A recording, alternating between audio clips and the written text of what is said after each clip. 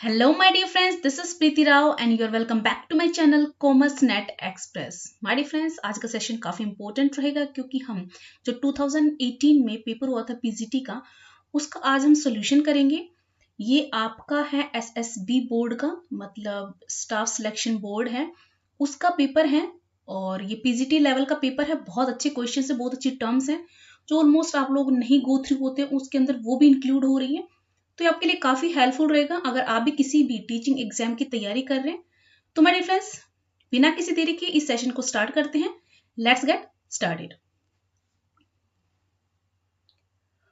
As you can see here, मैं आपको ये दिखा रही हूँ कि ये जो क्वेश्चन पेपर है इसके अंदर ऑलमोस्ट 165 क्वेश्चंस हैं जिसको हम हाफ में डिवाइड करके करेंगे। ठीक है, 80 अब कर लेते हैं, 80 हम नेक्स्ट वीडियो में लेकर आएंगे। फाइन, तो चलिए हम फर्स्ट क्वेश्चन से स्टार्ट करते हैं। और ये सेकंड थिंग, ये सब इंग्लिश में है, हिंदी में कोई नहीं है, हिंदी के लिए डिमांड मत करना। और चलो और बातें करते रहेंगे, थोड़ा डिटेल में समझेंगे। Okay fine, question number first देखते हैं। What is note the example of convention of the consistency. इसमें कह रहे हैं जो हमारे नीचे टर्म्स दी हुई है इनमें कौन सा है जो इंक्लूड नहीं होता किसके अंदर, convention of the consistency. Okay, जो हम कंसिस्टेंसी लगाते हैं अपने अकाउंटिंग में, ये हमारा प्रिंसिपल होता है। कंसिस्टेंसी का कॉन्सेप्ट होता है कि हम लोग अपने जितने भी रूल्स हैं, मेथड्स हैं अकाउंटिंग के, वो कॉन्स्टेंटली फॉलो करेंगे अपकमिंग ईयर्स में। ओके, तो इनमें जो हम ऑप्शन नहीं है वो है डी। लेकिन जैसे कि the valuation the stock at cost और market price whichever is less, ये भी इंक्लूड होता है। वैल्यूएशन और of investment at market price और cost whichever is less, ये भी इसमें होता है। चेंज, इसमें थोड़ा सा मेरे समझ में नहीं आया, change of the method of changing depreciation due to change in the expected life. देखिए वो जो कंपनी हो चेंज कर रही है अपने मेथड को, क्यों? क्योंकि जो एक्सपेक्टेड लाइफ है एसेट की या किसी भी रीजन से, तो क्या करेगा, अपने मेथड को चेंज करेगा। तो और ये जो ऑफिशियल इसके जो कीज हैं मैंने आपके यहाँ पे डाल रखे हैं, आप मेरे चैनल पर जाकर देख सकते हो, इसका पीडीएफ में मिल जाएगा। साथ में जो ये ऑफिशियल कीज है इसका भी पीडीएफ आपको मेरे टेलीग्राम चैनल पर मिल जाएगा। ठीक है, तो मैं उसी के अकॉर्डिंग आंसर कर रही हूँ, तो राइट ऑप्शन इसका डी है। ओके, नाउ हम ये इधर ही देख लेते हैं third question. What is note method of preparing trial balance. इसके अंदर जो ट्रायल बैलेंस है, हम इनमें से कौन सा मेथड है यूज नहीं करते फॉर ट्रायल बैलेंस प्रिपेयर करने के लिए। तो कंपाउंड मेथड भी करते हैं, बैलेंस मेथड भी करते हैं, टोटल मेथड करते हैं, लेकिन ड्यूअल बैलेंस मेथड को यूज नहीं किया जाता यहाँ पे क्योंकि ट्रायल बैलेंस में ये यूज ही नहीं होता है। ओके, ये तो जो ट्रायल बैलेंस होती है एक स्टेटमेंट होती है। Fine, okay, the next question हम इधर ही देखते हैं। फोर्थ क्वेश्चन है, विच of the following is true about a merchandise company. एक मर्केंडाइजिंग कंपनी है, उसके बारे में इनमें से कौन सी स्टेटमेंट है ट्रू है। तो राइट ऑप्शन इसका फर्स्ट ही रहेगा, जो रॉन्ग है इनको रीड करने की जरूरत नहीं है। तो a merchandising company business is to buy and sell product. जो मर्केंडाइजिंग कंपनी होता है उसका काम क्या होता है, उनके पास जो बिजनेस होता है बाय और सेल करने का होता है प्रोडक्ट्स का। Fine, okay, now the second question is here. इसमें थोड़ा झोल लगा मुझे। Question number second, which is are accounting concept. इनमें से अकाउंटिंग कॉन्सेप्ट कौन सा है। Objectivity, materiality, consistency, dual aspect and full disclosure. जो आपकी ऑफिशियल की है उसके अकॉर्डिंग ए और D. Okay, now the next question is fifth, क्योंकि हम साइड बाय साइड ले रहे हैं, दोबारा से ऊपर नहीं आना पड़ेगा हमें। Sale of goods to Aamir is wrongly debited to Umer account instead of the Aamir account. Sale किया है गुड्स किसको, आमिर को, इसको रोंगली कर दिया उमेर के अकाउंट में। तो अब कह रहा है both the debtor of the business, this is, और दोनों ही डेटर हैं बिजनेस के। तो देखिए यहां पे है ना, जो ट्रायल बैलेंस एग्री तो कर जाएगा, लेकिन ये एरर कैसा है, ये कौन सा हमारा एरर ऑफ कमीशन का है यहाँ पे। ठीक है, क्योंकि इसमें अकाउंट में फर्क नहीं पड़ेगा क्योंकि दोनों ही डेटर थे और रोंग ओनली नाम से किया है हमने। Fine, sixth question, which of the following, fifth है ये, विच of the following statement is correct. इनमें से कौन सी स्टेटमेंट है जो करेक्ट है ये बतानी है।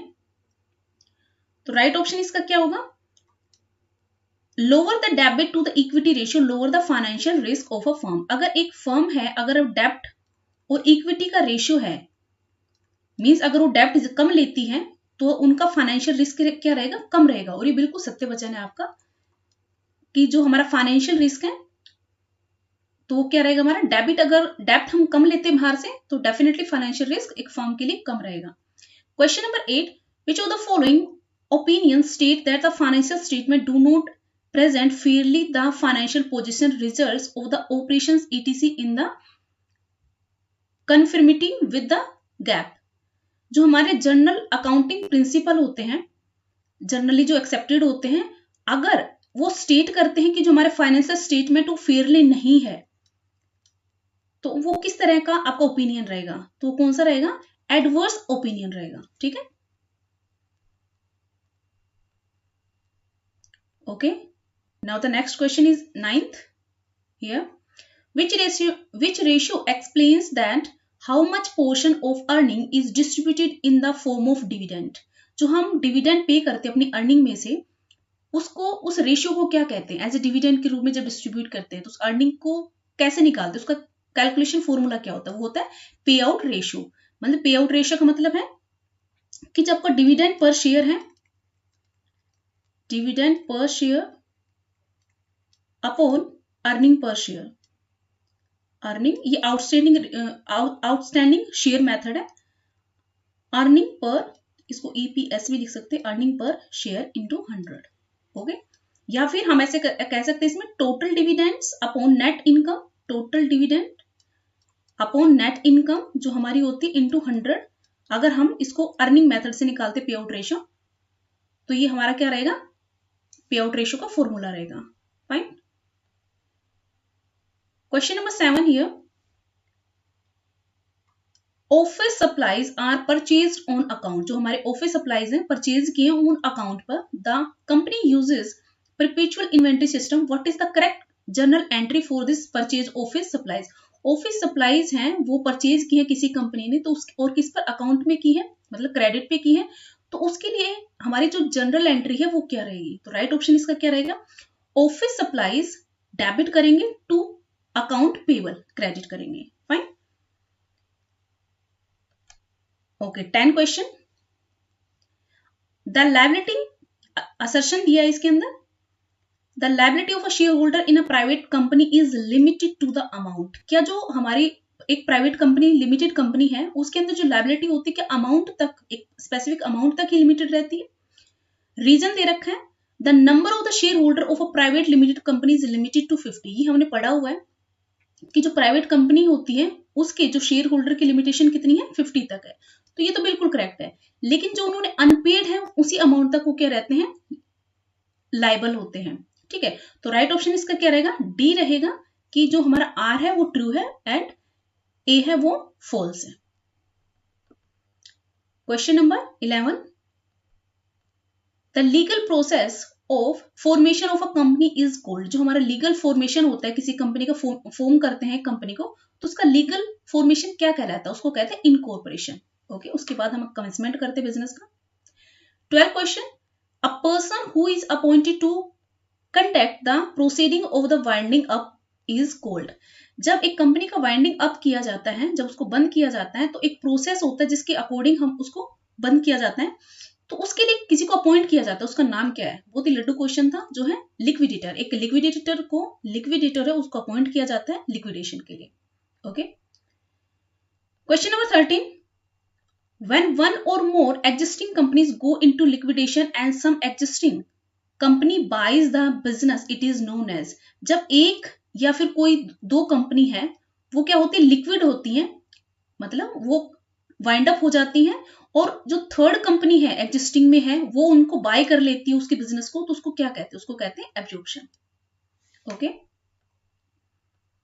Question number 14, dash is a person who is liable to contribute to the asset of the company in the case of winding up.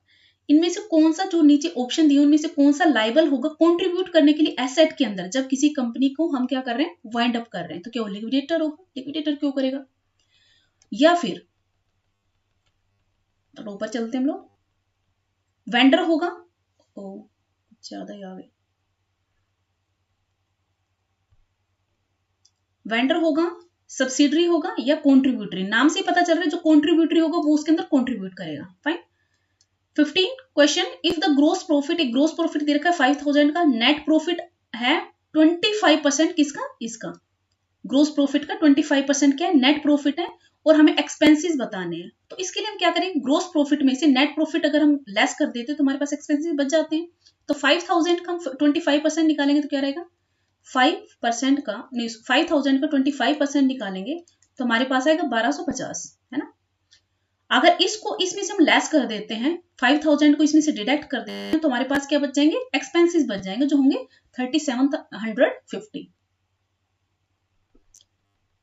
Conversion cost, conversion cost क्या होती है, जब हम अपने जो रॉ मटेरियल है उसको किसी फाइनल गुड में कन्वर्ट कर देते हैं तो उसके लिए जो कॉस्ट लगती है उसको क्या कहते हैं, डायरेक्ट लेबर प्लस उसके साथ हमारे मैन्युफैक्चरिंग ओवरहेड होते हैं वो भी इसके अंदर इंक्लूड होते हैं, तब उसको हम कन्वर्जन कॉस्ट कह सकते हैं। ठीक है, मीन्स जो हमारे डायरेक्ट लेबर है उसके साथ जो फैक्ट्री ओवरहेड है या मैन्युफैक्चरिंग ओवरहेड है उसके अंदर जोड़ देते हैं तो हम क्या कहेंगे, उसको कन्वर्जन कॉस्ट कहेंगे। कि एक मटेरियल को हमने यूज कर लिया, किस में कन्वर्ट कर दिया, फाइनल गुड में, और उसकी जो कॉस्ट रही वो होगी हमारी कन्वर्जन गुड कॉस्ट।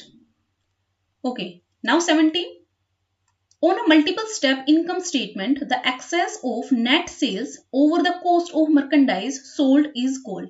जो हमारा मल्टीपल स्टेप इनकम स्टेटमेंट होता है उसके अंदर नेट सेल माइनस कर देंगे अगर हम कॉस्ट ऑफ मर्केंडाइज सोल्ड, तो क्या बचेगा, नेट सेल में से अगर हम मर्केंडाइज सोल्ड कर लेते हैं तो उसमें क्या बचेगा, हमारा ग्रोस प्रॉफिट बचेगा। ठीक है, राइट ऑप्शन रहेगा gross profit. 18 question, which of the following cost is used in the calculation the cost per unit. जब अगर आपको कॉस्ट पर यूनिट कैलकुलेट करनी है तो आप किसका यूज करेंगे, तो डेफिनेटली जो आपका कॉस्ट ऑफ गुड मैन्युफैक्चर किया है उसी के बेसिस पे आप कॉस्ट पर यूनिट निकाल सकते हैं। ओके, तो आपको क्या यूज करना पड़ेगा, cost of goods manufactured. The term management accounting was first coined in, जो हमारा मैनेजमेंट अकाउंटिंग एक्चुअली आया कब था, कब दिया गया था, ये दिया गया था 1950 में। ओके, इसको याद कर लीजिएगा या फिर राइट डाउन कर लीजिए। 1950 में ये कॉइन किया गया था, मतलब एक तरह से आया था 950 में management accounting. 20 question, the management accounting can be stated an extension of. जो हमारी मैनेजमेंट अकाउंटिंग है किसका एक्सटेंशन है, तो माय डिफरेंस, ये कॉस्ट अकाउंटिंग, फाइनेंशियल को रिस्पॉन्सिबिलिटी अकाउंट, ये तीनों का ही हमारा एक्सटेंशन है। मतलब आगे चलकर इसको मैनेजमेंट अकाउंटिंग कह दिया। क्यों कहा मैनेजमेंट अकाउंटिंग बना, एक्चुअली क्यों बना, क्योंकि मैनेजमेंट को भी डिसीजन लेने होते हैं, केवल फाइनेंशियल जो स्टेटमेंट्स उनके थ्रू नहीं लिए जाते, उनको करंट जो सिचुएशंस उनको भी देखनी होती है, तो उसके लिए मैनेजमेंट अकाउंटिंग कॉइन किया गया। ओके, 21st क्वेश्चन पे चलते हैं। Which of the following statement are false about management accounting. जब मैनेजमेंट अकाउंटिंग की बात की जाती है तो इनमें से कौन से हैं जो रोंग है, तो देखिए जो मैनेजमेंट अकाउंटिंग में रिकॉर्ड किए जाते हैं हिस्टोरिकल इवेंट्स, बिल्कुल रोंग है ये। Management accounting related only the such instance which can be express in monetary, नहीं, इसके अंदर जो हमारे क्वालिटेटिव होते हैं वो भी लिए जाते हैं। Management accounting is a part of financial management, ये फाइनेंशियल मैनेजमेंट का पार्ट नहीं होता है। एज आई टोल्ड यू, हम नीचे बताया था किस किस का पार्ट होता है। 20 क्वेश्चन में डी है, management accounting information can be use by the outsider, नहीं, इसको डिस्क्लोज नहीं किया जाता आउटसाइडर को, ये केवल मैनेजमेंट के लिए बनाई जाती है। तो रोंग जो होंगे इसके क्या रहेंगे, सभी ये रोंग है statements for the management accounting. Right option रहेगा इसका D. Sum payable on the output to the owner for use of right vested to him, आपको कुछ अमाउंट पे किया जाता है किसकी वजह से, अगर आप किसी का कोई चीज है जिसने बनाई है उसको यूज कर रहे हो, तो जैसे बुक सेलर है वो क्या करता है, जिसने बुक बनाई है उसको रॉयल्टी देता है, या फिर जैसे किसी ने सॉफ्टवेयर इन्वेंट कर दिया वो अपने सॉफ्टवेयर को यूज कराने के लिए किसी और को राइट देता है कि आप मेरा सॉफ्टवेयर यूज कर सकते हो, और उस बिहाफ पे जो यूज करने लग रहा है वो जो जिसने सॉफ्टवेयर बनाया था उसको क्या देता है, रॉयल्टी देता है। ठीक है, तो राइट ऑप्शन क्या रहेगा इसका, B, royalties. Okay, practical question है, X and Y are the sharing profit in the ratio 3:2। Admit करते हैं जी को 1/3 के लिए, 1/3 के लिए आ रहा है। Share in the future profit, the profit sharing ratio will be, काफी सिंपल सा क्वेश्चन है। तो एक्स और वाई का जो हमने ओल्ड रेशियो देख लिया, जी 1/3 के लिए आया, तो अगर अब जी को 1/3 दे रहे हैं तो हमारा जो बचा हुआ 2/3 होगा वो किन को मिलेगा, एक्स और वाई को मिलेगा। तो एक्स की पोजीशन निकाल लें। एक्स के लिए पुराना क्या था, इसका 3 था, 3/5 इंटू 2/3 इज इक्वल टू, ये कितना है 6/15। ओके, ऐसे ही हम y का निकाल देते हैं। तो इसका था 2/5 जो ओल्ड था रेशो, और इसको किस में से मिलेगा, 2/3 में से मिलेगा, तो 4/15। ऐसे ही y का अगर निकालते हैं, सॉरी z का निकालते हैं, उसका तो 1/3 है ही ऑलरेडी जो हमें यहाँ पे मिल गया 1/3। तो हम देख सकते हैं इसको, तो कैंसिल होके किस पे चला जाएगा, 2/3 पर, मतलब 3 से कैंसिल हो जाएगा, 2/3 बचेगा, 2/5 बचेगा, सॉरी 3 से कैंसिल होगा। तो राइट ऑप्शन रहेगा इसका A, 2/5, 4/15 and 1/3। Question 27, in case of holding company account liability in the respect of bills discounted is आ। एक होल्डिंग कंपनी है, ठीक है, उस केस में कह रहा है कि अगर उनका कोई बिल था और वो डिस्काउंट करा लेते हैं, तो किस तरह की लायबिलिटी बन जाएगी, contingency, current, long term liability या इंटेंजिबिलिटी। जब कोई बिल को डिस्काउंट करवा लिया जाता है, मान लो किसी से उधार आना था और उसको किसी बैंक, उस बिल को किसी बैंक के पास या किसी फाइनेंशियल इंस्टीट्यूशन के पास जाकर डिस्काउंट करा लिया जाता है, और अगर इन केस वो जो थर्ड पार्टी है वो इसको, जो फाइनेंशियल इंस्टीट्यूशन है उसको वो पे नहीं करती है, बिल डिसऑनर हो जाता है, तो उस केस के अंदर जो होल्डिंग कंपनी, उसकी करंट, वो जो कॉन्टीजेंटी लायबिलिटी बन जाएगी, ठीक है, एक तरह से ऐसा कॉन्टीजेंट लायबिलिटी होगी। ओके, नेक्स्ट क्वेश्चन देखते हैं 24th।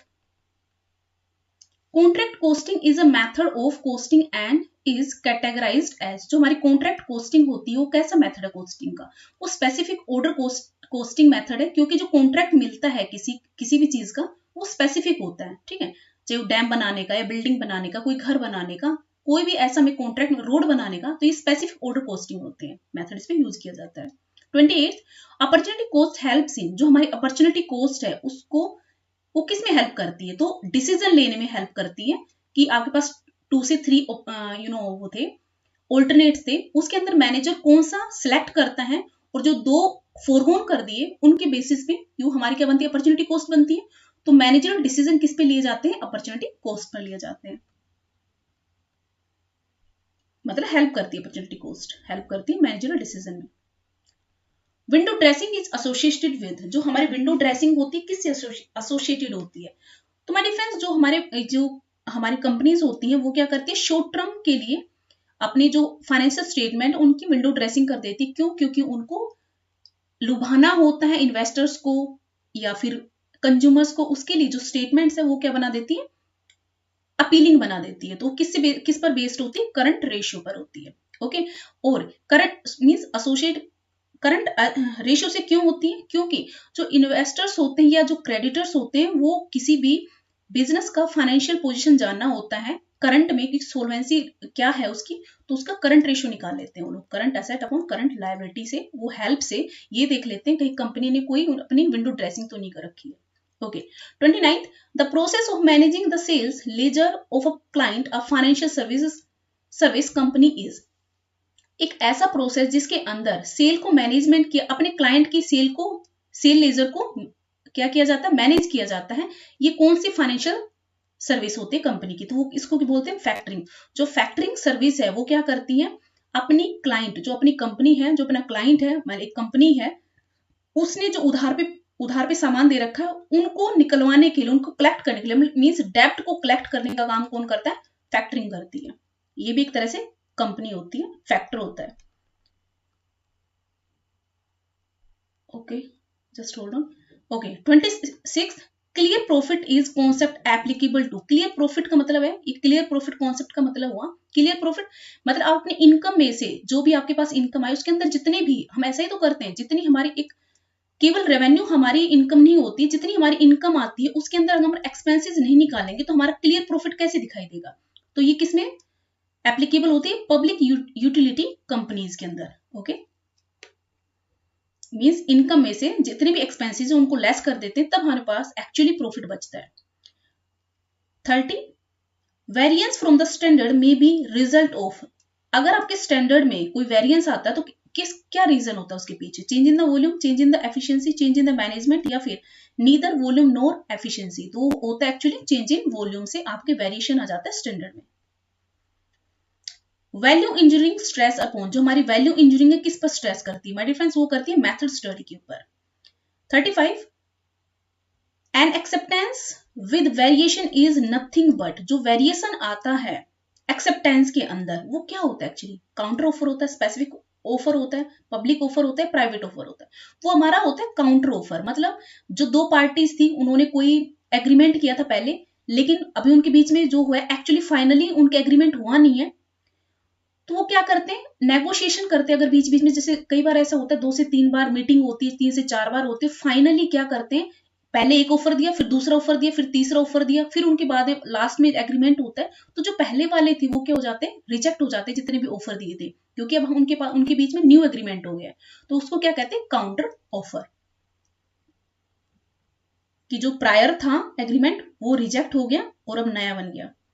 Okay, red ink interest is noted in which one of the following, जो हमारा रेड इंक इंटरेस्ट होता है वो किस में नोटेड होता है? करंट अकाउंट में, अकाउंट करंट में, या फिर कैपिटल अकाउंट में, कैश अकाउंट में? वो हमारा रिलेटेड होता है करंट अकाउंट से। रेड इंक इंटरेस्ट का मतलब है ये एक तरह से नेगेटिव होता है, नेगेटिव इंटरेस्ट होता है। क्यों? अगर मान लीजिए ड्यू डेट है किसी भी अकाउंट की, जो मैच्योरिटी डेट है वो पड़ रही है उसके क्लोजिंग के बाद, मतलब एक अकाउंट है उसको क्लोज करना है और उसके क्लोजिंग डेट के बाद अगर कोई मैच्योरिटी डेट पड़ रही है, उसकी ड्यू डेट पड़ रही है, तो हम उसको क्या करेंगे? अब उसके ऊपर जो एक्स्ट्रा टाइम है उसके ऊपर इंटरेस्ट नहीं लगेगा, तो उसको क्या कहते हैं? उससे नुकसान हुआ है कंपनी को, तो उसको बोलते हैं रेड इंक इंटरेस्ट। ये करंट अकाउंट से रिलेटेड होता है। Okay, 33 A statement which emerges after the marshalling of entries relating to a person, an asset or item of expense or income for a particular period is known as, एक ऐसी statement जो emerged होती है किसके बाद? हमने entries कर दी, लेकिन बाद में उनके क्या बनाते हैं हम लोग? उनको क्लासिफाई करते किसके अंदर? अकाउंट्स के अंदर। तो राइट ऑप्शन क्या है इसका? Accounts. Where a guardian is appointed for a minor, he becomes major on completing, अगर आप गार्जियन अपॉइंट किया जाता है लॉ से, जो हमारा 1875 मेजोरिटी लॉ है, एक्ट है, मेजोरिटी एक्ट 1875, उसके अंडर अगर किसी भी माइनर का गार्जियन अपॉइंट किया जाता है तो उसकी कंप्लीटिंग मेजोरिटी टाइम कितना रहेगा? 16, 18, 21 या 24? तो राइट ऑप्शन इसका सी। मैंने इसको गूगल पर सर्च किया, बिल्कुल 21 ही है इसका, 18 नहीं है। Okay, 37 false statement of facts made without any intention to deceive the other party falls under the category of, आपने एक ऐसी स्टेटमेंट बनाई, आपका इंटेंशन है डिसीव करने का, लेकिन आपने एक ऐसी स्टेटमेंट बनाई और वो कह रहे हैं अदर पार्टी फोर्स अंडर, ये पार्टी अब किस में अंडर फॉल करेगी? क्या फ्रॉड माना जाएगा, उसको कोर्सन माना जाएगा, मिस रिप्रेजेंट माना जाएगा, अनडू इन्फ्लुएंस माना जाएगा? तो इसको मिस रिप्रेजेंट, क्योंकि आप स्टेटमेंट बना रहे हो और वो भी फॉल्स बना रहे हो, तो आपका मिस रिप्रेजेंट मतलब आप सामने वाले को मिस रिप्रेजेंटेशन कर रहे हो अपने सामान का या फिर अपने कॉन्ट्रैक्ट के अंदर। ठीक है। 34 हु डज नॉट मेक और accept any offer for a contract, कहता इनमें से कौन है जो कोई भी एक्सेप्ट नहीं करेगा कोई ऑफर या फिर कॉन्ट्रैक्ट? तो इसको देख लेते हैं, ऊपर है ये एक स्ट्रेंजर के रूप में हम कह सकते हैं कि ये इसको एक्सेप्ट नहीं कर सकता है, एक्सेप्टर नहीं मानते, ऑफर वगैरह ये तो माने जाएंगे, लेकिन किसी स्ट्रेंजर को आप कैसे एक्सेप्ट, मतलब इससे वो इंक्लूड नहीं होता, कोई भी एक्सेप्ट नहीं करेगा कॉन्ट्रैक्ट को। हु डज नॉट मेक, गया ऊपर गया, हु डज नॉट मेक और एक्सेप्ट एनी ऑफर और फॉर अ कॉन्ट्रैक्ट, ऑफर कौन नहीं करेगा एक्सेप्ट? आप स्ट्रेंजर के साथ कॉन्ट्रैक्ट बनाते हो, ऑफर करते हो, तो क्या वो आपका एक्सेप्ट करेगा? नहीं करेगा।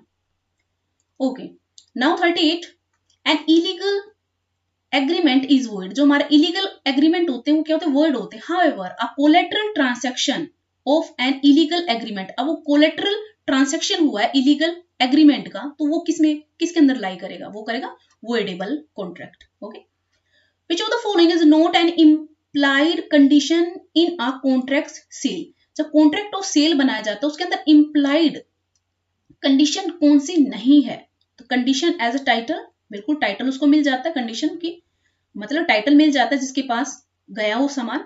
Condition as a freedom from the incumbrance, incumbrance वाला स्टेटमेंट फ्रीडम मिल जाता है। कंडीशन एज टू डिस्क्रिप्शन, उसको डिस्क्रिप्शन भी मिलता है किसके साथ, जो गुड्स भी मिली है उनके साथ। Condition as a sample, sample का भी कंडीशन मिल सकता है। तो ये सब तो है इसके अंदर, लेकिन ये वाला इसके अंदर इंक्लूड नहीं होता है, कि आप किसी भी प्रॉपर्टी पर क्लेम नहीं कर सकते हो। Okay, now 39, dash means a substitution of a new contract for a original one.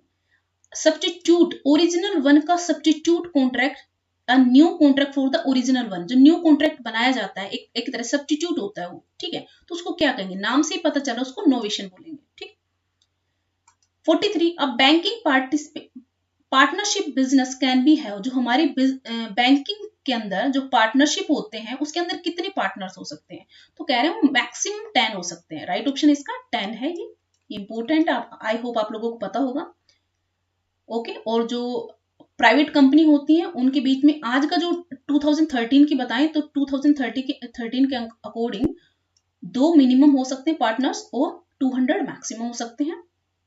Okay, और पब्लिक के अंदर 7 और अनलिमिटेड। और बैंकिंग के अंदर ये कंपनी एक्ट 1956 की बात कर रही हूं, 10 पार्टनर्स हो सकते हैं। ये जो है, अगर मैं 1956 के अकॉर्डिंग प्राइवेट कंपनी की बात करूं तो 20 होते हैं उसके अंदर, लेकिन पुराना हो गया वो act. Okay, 40, dash agent occupies the position of both guarantor and a agent, कह रहा है इनमें से कौन सा एजेंट है जो दोनों ही पोजीशन रखता है, कौन कौन सी, गारंटर की भी और एजेंट की भी, तो वो कौन सा होता है, डेल क्रेडरे। जैसे आपकी कोई पॉलिसी सेल करता है जो बीच में एजेंट होता है उसको हम डेल क्रेडरे बोलते हैं, वो एक तरह से आपका क्या होता है, गारंटर भी होता है और एजेंट भी होता है ना, तो वो कौन होता है, डेल क्रेडरे होता है। Dash 24, current accounts of the partners should be opened when the capital R, हम करंट अकाउंट पार्टनर्स का ओपन करते हैं जब जो हमारी कैपिटल होती क्या होती है, फिक्स्ड होती है। ओके, उनका करंट अकाउंट ओपन किया जाता है पार्टनर्स का। 41, the term goods for the purpose of the sale of the goods act, जो हमारा सेल ऑफ गुड्स एक्ट है उसके अंदर जो गुड आती है क्या इंक्लूड नहीं करती है, मनी करती है, स्टॉक करती है, इमूवेबल प्रॉपर्टी करती है, लेकिन एक्शनेबल क्लेम नहीं करती, ये गुड्स नहीं मानी जाती है आपके सेल ऑफ गुड्स एक्ट के under. 45, what is the time span within which company shall hold the first meeting of the board of director of the date of incorporation, एक नई कंपनी का फॉर्मेशन हुआ, वो कह रहा है कितने टाइम के अंदर अंदर फर्स्ट मीटिंग हो जाएगी बोर्ड ऑफ डायरेक्टर की, कब, डेट ऑफ इनकॉर्पोरेशन होने के बाद, तो my dear friends within 30 days उनको जनरल मीटिंग बुलानी पड़ेगी। ओके, who is the independent director in the relation to a company, इनमें से इंडिपेंडेंट डायरेक्टर कौन होता है, तो राइट ऑप्शन इसका not a promoter of the company और इट्स होल्डिंग, वो उस कंपनी का ना तो प्रमोटर होता ना ही उसकी होल्डिंग कंपनी का प्रमोटर, उसको हम बोलते हैं independent director. What is the first stage of the formation of the company, हमारी कंपनी है उसका फर्स्ट स्टेज क्या होता है, तो हम उसको क्या कहते हैं, प्रमोट करते हैं, है ना, प्रमोशन होता है फर्स्ट स्टेज उसका। ओके, जब हम कंपनी को फॉर्मेशन करते हैं किसी नई कंपनी का, तो सब फर्स्ट स्टेप हमारा क्या होता है, formation. What is the maximum fine applicable for the every person who knowingly party to issue a prospectus without registration, maximum fine कितना होगा जब क्या कहते हैं, प्रोस्पेक्टस को इश्यू कर दिया गया लेकिन उसका रजिस्ट्रेशन नहीं करवाया गया था, ठीक है, मतलब मींस प्रोस्पेक्टस को इश्यू भी कर दिया गया लेकिन अभी उसको रजिस्ट्रेशन करवाया ही नहीं था, तो इसमें फाइन कितना हो सकता है मैक्सिमम, वो होता है 3 lakh. Okay, okay, next question is 49. Which section of the company empowers a private company to convert into public company voluntarily? कहता है वो कौन सा सेक्शन है जो एक प्राइवेट कंपनी को एक तरह से क्या देता है, एम्पावर करता है कि वो अपने आप को किस में कन्वर्ट कर सकती है, पब्लिक कंपनी में कर सकती है. तो वो कौन सा सेक्शन है? सेक्शन 14. ओके, सेक्शन 14 के अंडर एक प्राइवेट कंपनी अपने आप को पब्लिक कंपनी में कन्वर्ट कर सकती है. 50 question. What is the maximum duration till which auditor are appointed? कहता है कितने ड्यूरेशन, मैक्सिमम कितना टाइम ड्यूरेशन होता है जिसके लिए ऑडिटर को अपॉइंट किया जा सकता है. तो एक ऑडिटर 5 इयर्स के लिए किसी कंपनी के अंदर रह सकता है. Okay, what is the maximum age limit for the whole time director? अगर किसी कंपनी ने होल टाइम डायरेक्टर रख रखा है, अपॉइंट कर रखा है, तो उसका मैक्सिमम एज लिमिट कितनी हो सकती है? तो माय डियर फ्रेंड्स 70 इयर्स होता है. 70 इयर्स के बाद वो रिटायर ले लेगा. 70 इयर्स के बाद वो वहां का डायरेक्टर नहीं रह पाएगा. 52. Which of the following are the rules, regulation and laws for the governing the internal affair of the company? अगर internal affair कंपनी के जिसके अंदर रूल्स रेगुलेशंस होते हैं वो किसके अंदर डाले जाते हैं, उस स्टेटमेंट को क्या कहते हैं? कंपनी विजन बोलते हैं, एमओए बोलते हैं, या आर्टिकल ऑफ एसोसिएशन? तो रूल्स हमारे कौन से किसके अंदर होते हैं? आर्टिकल ऑफ एसोसिएशन में होते हैं. ओके, किसी कंपनी के rules. Okay, 53. What is the duration given to a company after incorporation to wind up if it's fair to commence business? कहते वो कौन सा टाइम है जिसके बाद एक कंपनी को, एक इनकॉर्पोरेशन हो चुका है उसका, अगर उसने अपना बिजनेस कमेंस नहीं किया, शुरू नहीं किया, तो उसको क्या किया जाएगा? वाइंड अप कर दिया जाएगा. तो कितना टाइम मिलता है उसको? तो माय डियर फ्रेंड्स, एक कंपनी को अपने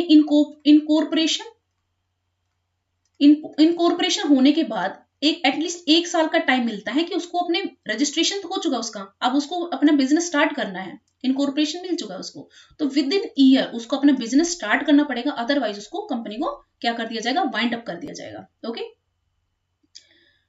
okay, now the next is 54. When a public company has issued prospectus without receiving the minimum subscription it is called? एक ऐसी पब्लिक कंपनी जो इश्यू कर देती है प्रोस्पेक्टस को, किसके? Without receiving the minimum subscription. उसको अभी मिनिमम सब्सक्रिप्शन मिला भी नहीं है, लेकिन उसने क्या कर दिया? प्रोस्पेक्टस को इश्यू कर दिया. तो उसको क्या कहेंगे? उसको कहेंगे irregular allotment. Irregular allotment. Okay. 55.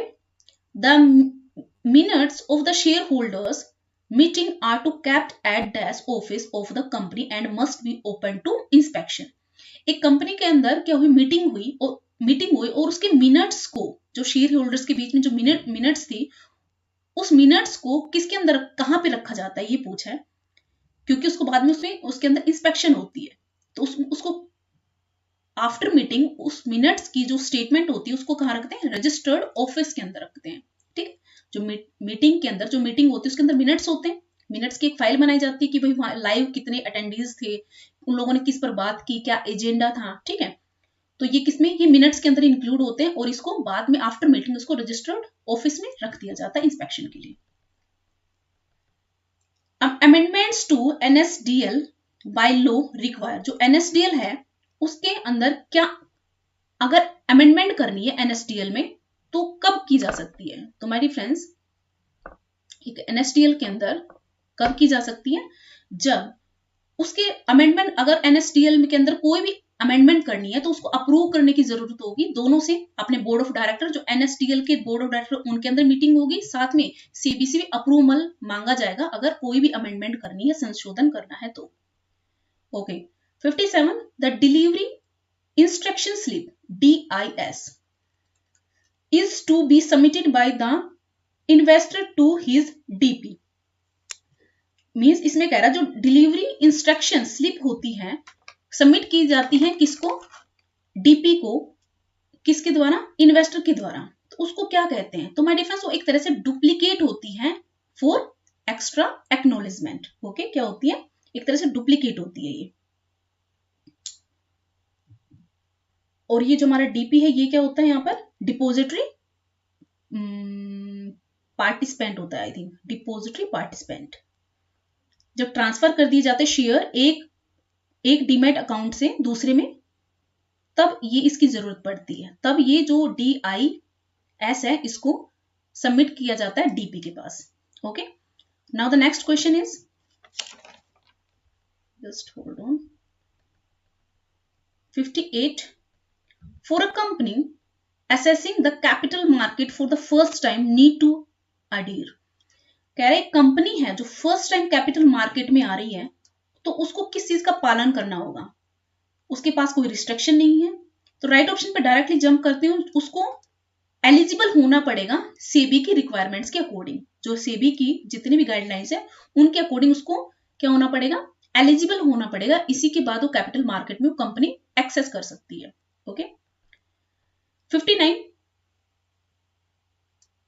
In context of dividend distribution, जब कॉन्टेक्स्ट ऑफ डिविडेंड डिस्ट्रीब्यूशन की बात आती है तो फुल फॉर्म क्या है ECS का, तो डायरेक्टली जंप करते हैं without any confusion, electronic clearing system, ये इंपॉर्टेंट है, इसको राइट डाउन कर लीजिएगा, electronic clearing system ECS, dividend को डिस्ट्रीब्यूट किया जाता है तो ECS का यूज किया जाता है।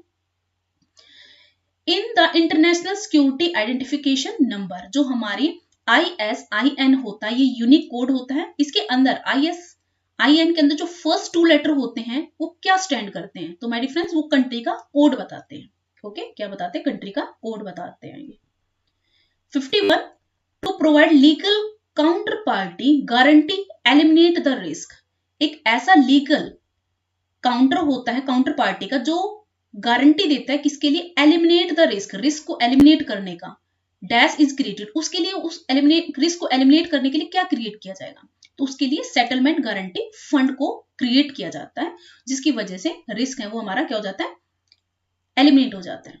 ओके, वो इसमें क्वेश्चन पूछ रहे हैं, can an investor holding dematerialized security, एक इन्वेस्टर है क्या वो होल्ड कर सकता है dematerialized security, apply for the ECS facility, और ये अप्लाई करता है ECS फैसिलिटी के लिए, तो राइट ऑप्शन में डायरेक्ट चाहती हूं, तो इसमें है yes, by the return request to the NSDL provide the issuing company is providing facility, इस प्रोवाइड फैसिलिटी कर देती है, ये कंपनी प्रोवाइड करती है फैसिलिटी। ठीक है, अब कह रहा है शट डाउन पीरियड, ये शट डाउन पीरियड क्या होता है, देखिए माय डियर फ्रेंड्स, जो शट डाउन पीरियड होता है वो कौन सा होता है, जब देखिए गवर्नमेंट सिक्योरिटीज कौन इसको इश्यू करता है या इस पर कोई ट्रेडिंग करता है, वो RBI करता है। ठीक है, तो क्या करता है, कुछ टाइम बीइंग के लिए, कुछ टाइम के लिए वो अगर अपनी विंडो को क्लोज कर देता है, ट्रांसफर ऑफ सिक्योरिटी रजिस्टर नहीं करता है, देखो जो सिक्योरिटीज है वो ट्रांसफर की जाती है एक से दूसरे के पास, तो उसके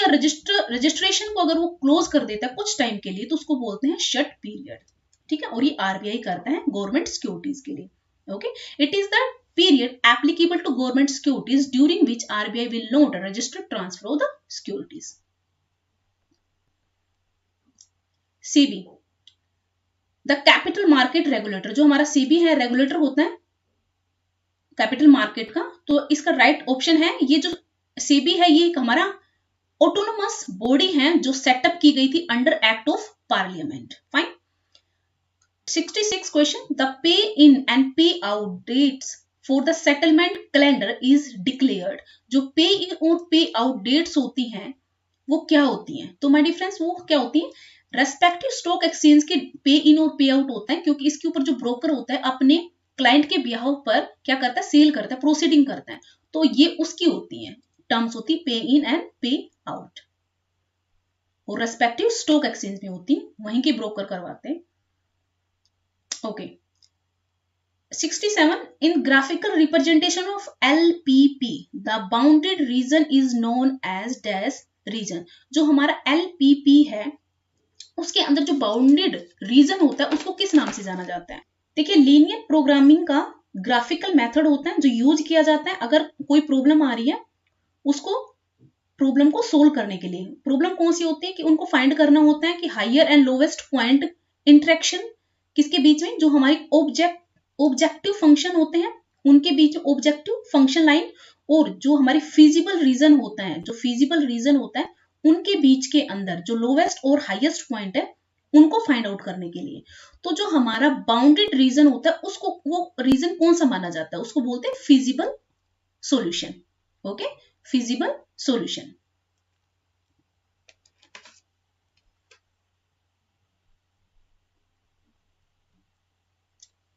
question 65, the DP client agreement, जो हमारा डीपी क्लाइंट एग्रीमेंट क्या होता है, डीपी क्लाइंट एग्रीमेंट क्या होता है, ये हमारा होता है is uniform across DPS, forms a part of NSDL by law and the has been approved by SEBI.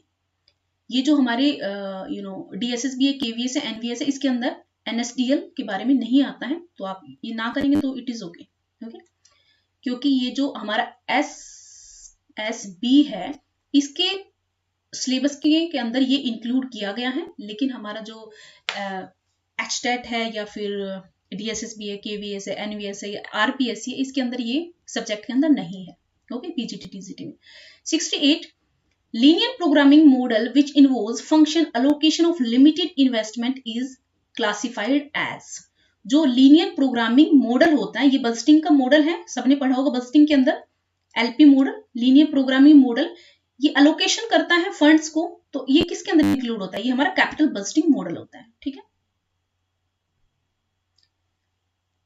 69, in simplex method basic solution as NM all variable other than basic are classified as, इसको बोलते हैं non basic variables. 70, the linear function of variable which is to be maximized or minimized is called. तो जैसे मैंने आपको minimum और maximise point बताए थे लीनियर फंक्शन के अंदर, तो वो कौन से होते हैं, ऑब्जेक्टिव फंक्शंस होते हैं, ऑब्जेक्टिव फंक्शन और फिजिबल फंक्शंस के बीच के अंदर ये पॉइंट बताए जाते हैं.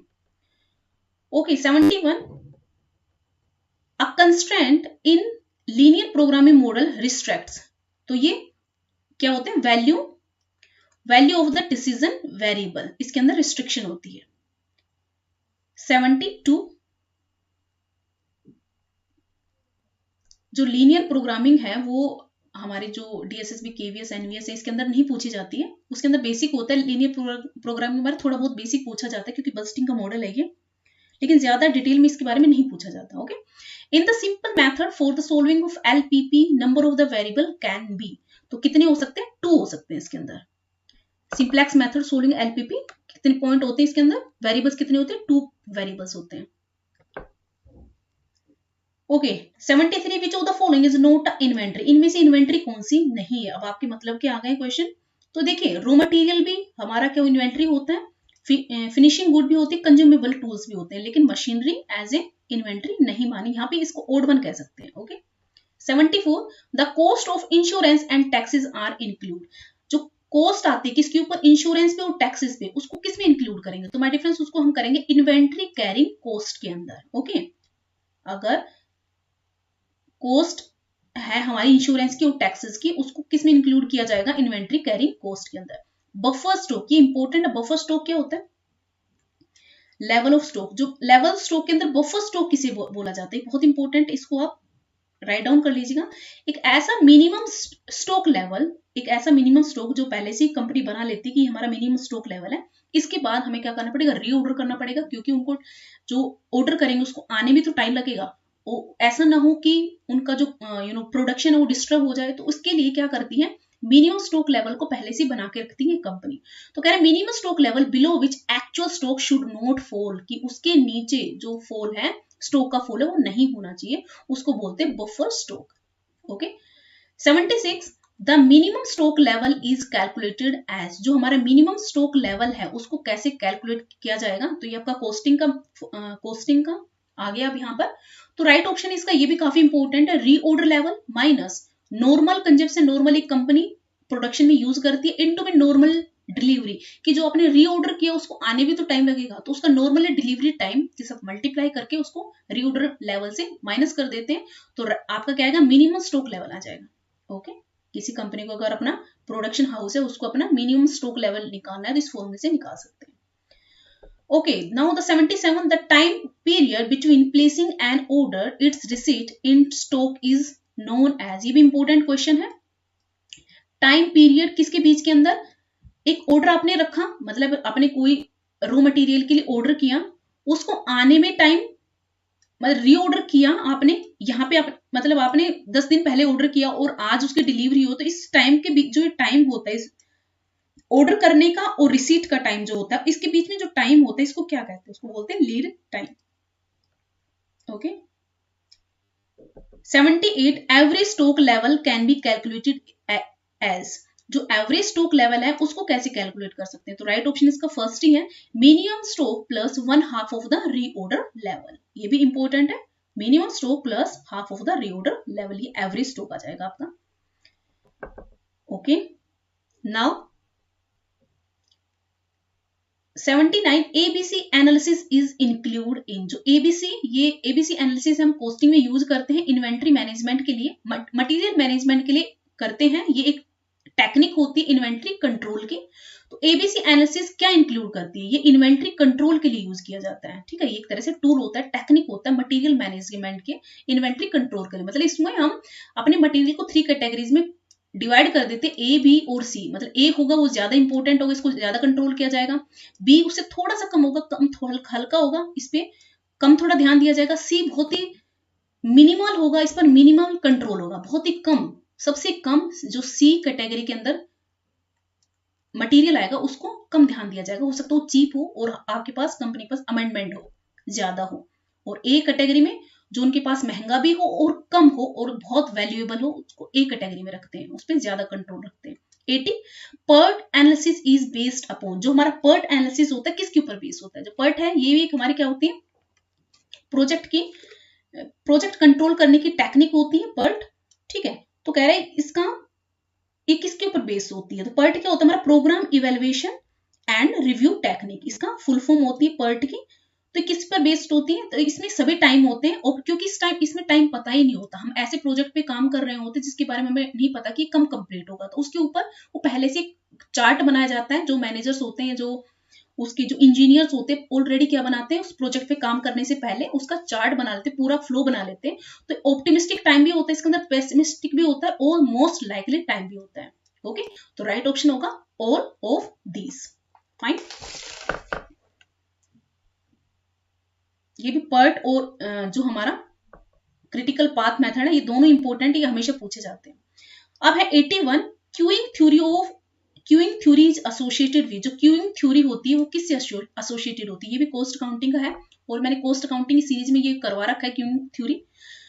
तो माय डिफरेंस, ये किससे होते हैं? वेटिंग टाइम से। क्यूइंग थ्योरी जैसे कि आप लाइन में लगते हो और उसमें जो वेट होता है, जैसे कि आप पेट्रोल भरवाने जाते हो और उसमें लंबी लाइन लगी रहती है, तो जो क्यूइंग मेथड है वो उसी पर बेस्ड होता है। ये काफी लंबी है, लेकिन ये किस पर है? वेटिंग टाइम पर। क्यूइंग मतलब आप लाइन में लग रहे हो, ठीक है। और अगर इस वेटिंग टाइम को अगर कोई कंपनी है एलिमिनेट करने की कोशिश करती है तो उसके पास कॉस्ट बहुत ज्यादा आती है।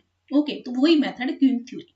तो माय डिफरेंस, जो नेक्स्ट आगे जितने भी क्वेश्चन है, जैसे एज आई टोल्ड यू कि हम 80 तक क्वेश्चन करेंगे, लेकिन जितने भी आगे जितने भी क्वेश्चन बचे, बहुत इंपॉर्टेंट बचे हुए हैं, तो इनको हम नेक्स्ट उसमें लेकर आएंगे वीडियो में, ठीक है। क्योंकि इसके अंदर 165 क्वेश्चन है और एक साथ करना बहुत मुश्किल हो जाएगा, बहुत लंबी वीडियो हो जाएगी, आप लोग भी इतनी पेशेंस नहीं रख पाओगे एक साथ इतने सारे क्वेश्चंस करना, ठीक है। तो नेक्स्ट वीडियो में इसको लेकर आएंगे। So my dear friend, this is all about today. Thank you so much, good luck, good bye.